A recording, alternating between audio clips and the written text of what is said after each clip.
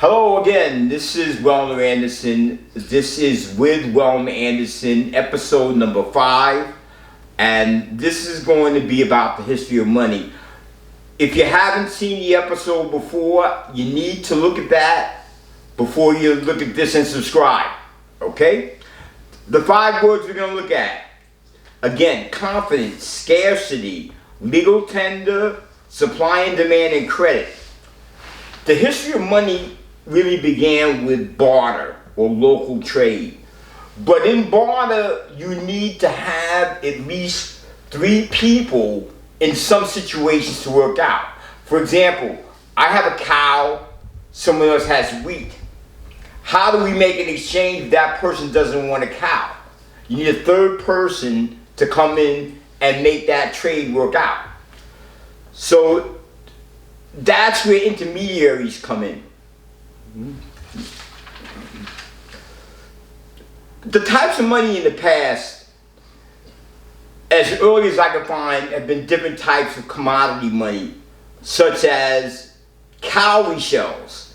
Cowrie shells were shells that were used in Timbuktu and throughout Asia Minor and throughout the world as money. And they were used as money up to 1960. A cowrie shell is a little shell, and they're all different. They don't look alike, and they all have different value. Also, another thing used for money was something called tally sticks.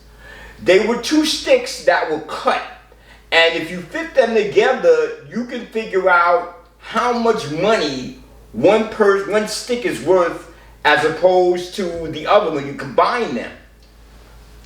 Iron, copper, steel, bronze, salt, even tulips have been used for money.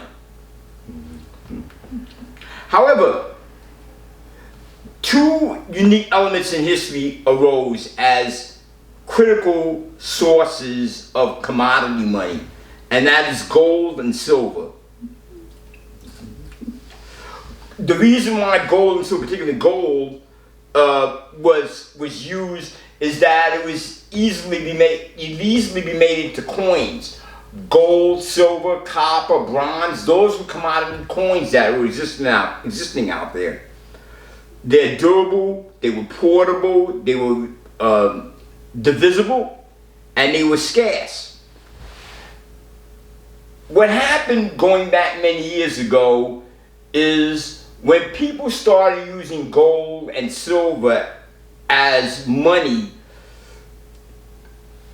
rather than go from place to place with that in your pocket, what they decided initially was to leave it in a central storage place that would be safe. And these places initially were temples and religious places.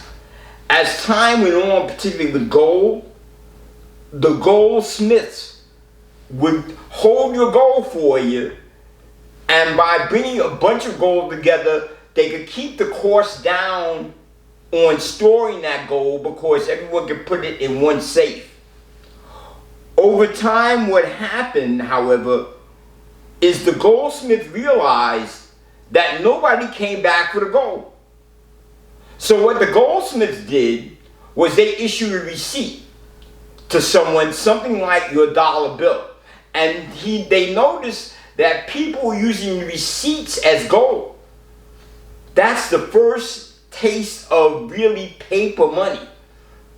So what the goldsmiths decided to do is they said, look, if nobody's coming back for their gold, maybe we can lend out more gold, more receipts than we have for physical gold. And that's what happened. The goldsmiths began to produce receipts and give them to people as loans. Don't confuse that with interest. So, as time went on, goldsmiths had less and less gold on reserve or if you came back to get, because simply no one came in for their gold.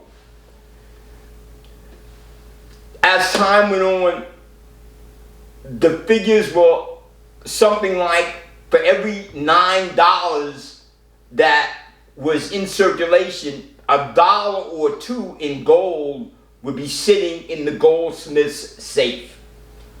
In economics, this is called the money multiplier. So if you want to look that up, you'll get an idea what it is.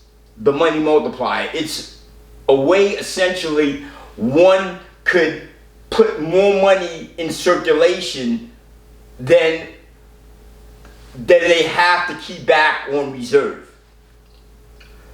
The next post I'm going to talk about is going to be, or the next video I'm going to talk about is going to be why you need to know what money really is. Thank you very much. Subscribe, hit the like button, and I'll see you next time. Have a good day.